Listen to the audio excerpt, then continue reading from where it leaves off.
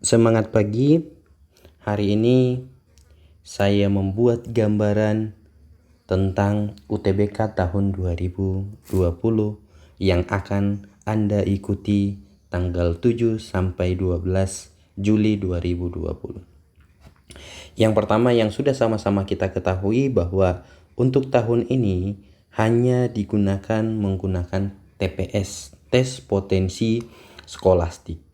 Tes potensi skolastik ini terdiri dari beberapa subtes, ada 4 subtes. Yang pertama adalah penalaran umum. Ya. Yang pertama adalah penalaran umum. Kalau tahun lalu ini terdiri dari 14 bacaan ditambah dengan 6 soal kuantitatif. Ya. Kemudian yang berikutnya ada PBM, ya. Pengetahuan membaca dan menulis. Ini menggunakan bahasa Indonesia. Kemudian yang berikutnya ada pemahaman dan pengetahuan umum. Ini isinya bahasa Indonesia dan bahasa Inggris. Dan yang terakhir adalah pengetahuan kuantitatif. Ya. Jadi ada 4 subtes ini yang akan dilakukan untuk menjaring mahasiswa baru tahun 2020 ini, ya. Gambarannya, karena kita nggak tahu, beda dengan tahun lalu yang muncul bentuk soal atau model soal, tahun ini tidak dimunculkan, maka model soal yang akan kita gunakan itu adalah model soal tahun 2019. Kita berharap tahun 2020 nanti model soalnya masih bentuk yang sama. Jadi kita persiapkan, kita lihat soal-soal tahun 2019 itu di PU itu apa-apa aja yang ditanya, PBM itu apa yang ditanya, PPU itu apa yang ditanya, dan PK juga seperti itu. Nah, untuk jumlah soal juga kita belum tahu secara pasti berapa jumlah soalnya. Tapi poinnya bukan di situ. Tesnya adalah TPS, ya. Jadi kita harus mempersiapkan, kita fokus ke 4 subtes ini. Kita fokus di sini. Kita lebih banyak mengulang, lebih banyak berlatih tentang keempat subtes ini. Kemudian yang berikutnya, pembobotan dan lain-lain adalah hal yang perlu kita abaikan ketika mengadakan pelatihan.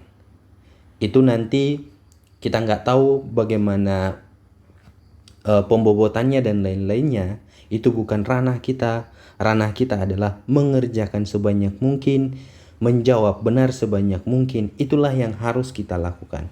Yakinlah, orang yang menjawab banyak dan benar banyak, itulah yang akan lulus. Ya, pembobotan tidak terlalu berpengaruh kalau nilai kita itu adalah nilai tinggi. Oke, yang berikutnya yang perlu kita siapkan adalah, sering saya sebut namanya modal. Modal itu adalah sesuatu yang kita persiapkan dari awal, yang nanti akan kita gunakan ketika ujian, ya. Nah, jadi modal inilah yang kita bawa nanti, inilah yang kita pegang ketika mau ujian atau mau tes UTBK nanti. Apa aja modal ini? Karena sekarang bentuknya adalah TPS, maka mungkin yang pertama di PPU, maka Anda sudah harus berlatih dalam 1 bulan ini mengerjakan 10-20 set soal. Ya, bisa menggunakan soal dari Inten, bisa menggunakan soal dari online, dari mana saja.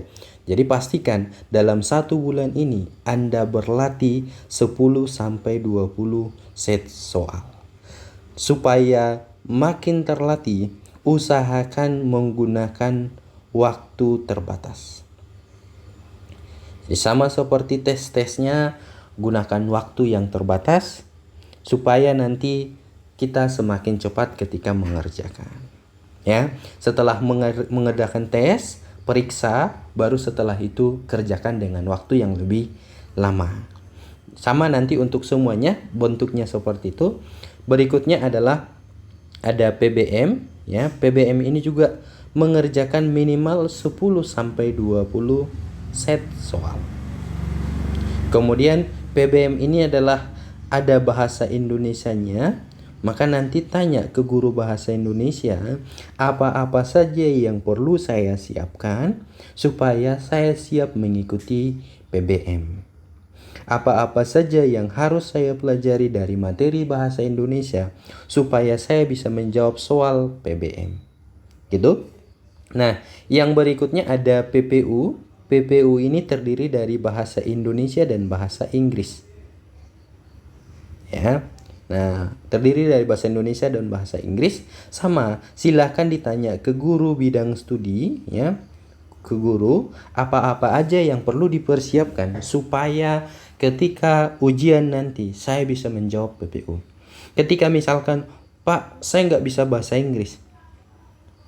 Untuk bisa mengerjakan PPU tidak harus bisa bahasa Inggris. Makanya ditanya ke guru bahasa Inggris, apa yang perlu saya siapkan supaya saya bisa menjawab soal bahasa Inggris.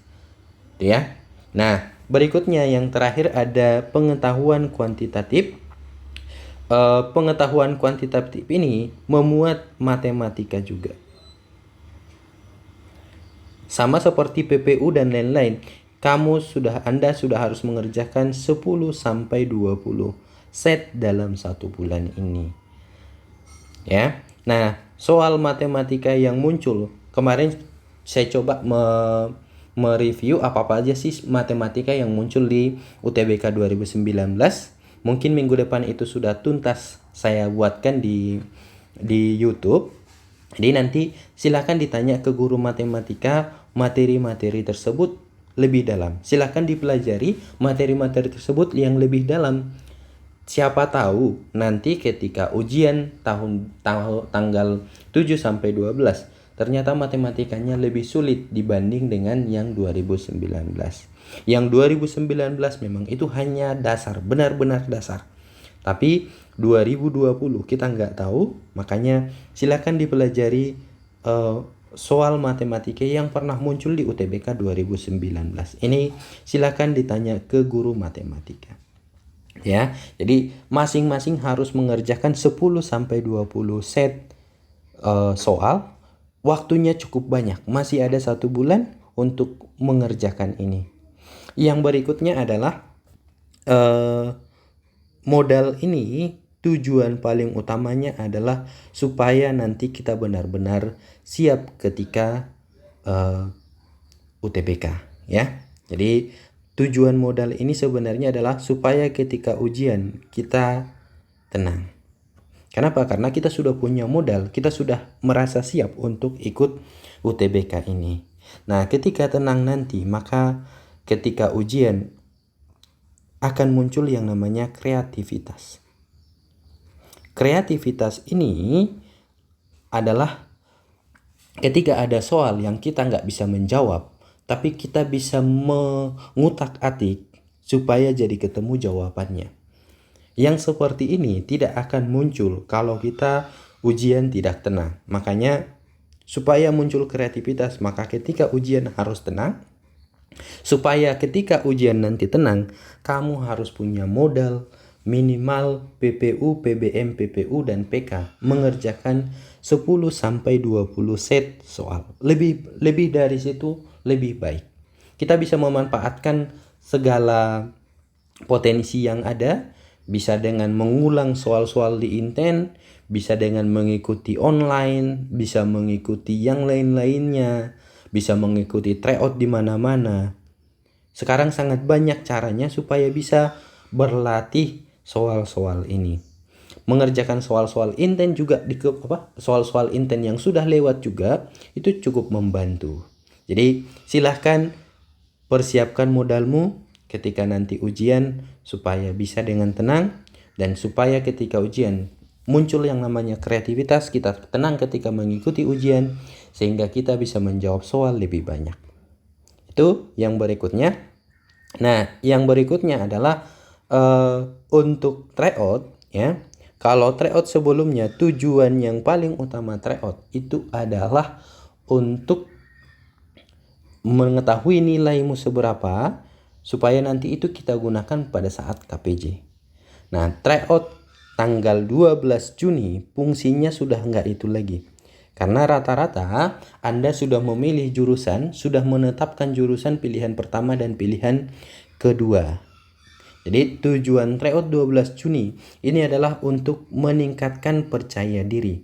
Makanya tryout 12 Juni itu harus dikerjakan semaksimal mungkin. Tryout berikutnya tanggal 19, tanggal 26, dan tanggal 5 juga harus dikerjakan semaksimal mungkin. Yang kita harapkan tryoutnya itu nanti nilaimu akan seperti ini. Ini tryout, misalkan ini tryout 3, nanti tryout 4, tryout 5, tryout 6, dan seterusnya. Tryout 7 nilaimu meningkat. Sehingga kamu akan percaya diri ketika mengikuti ujian. Karena ternyata dengan persiapan yang maksimal, saya bisa menjawab soal-soal di Inten. Saya berharap nanti ketika UTBK, saya juga bisa menjawab soal-soalnya. Jadi tujuan tryout yang berikutnya itu adalah untuk meningkatkan kepercayaan diri. Dengan percaya diri, maka nanti ketika ujian kembali seperti yang tadi, maka ketika ujian kamu akan tenang. Ketika tenang, maka nanti kamu akan muncul yang namanya kreativitas. Jadi kalau digabungkan TO yang maksimal dengan persiapan yang maksimal, dengan modal yang banyak, maka nanti kita akan sangat tenang ketika ujian. Kita akan merasa aman. Toh sudah saya persiapkan sebelumnya, saya sudah memiliki banyak referensi soal, saya sudah mengerjakan sampai 1000-an soal. Pasti soal ini bisa saya taklukkan. Sehingga nanti ketika muncul soal yang benar-benar baru juga, kita akan tenang menghadapinya. Ini bisa saya otak-atik supaya bisa dijawab. Ini bisa saya arah-arahkan jawabannya supaya ketemu jawaban yang paling maksimal. Jadi harus punya modal, kemudian tryoutnya maksimal, ya, supaya nanti ketika ujian kamu percaya diri, kamu tenang, kemudian disitulah muncul kreativitas dan nilaimu akan bagus.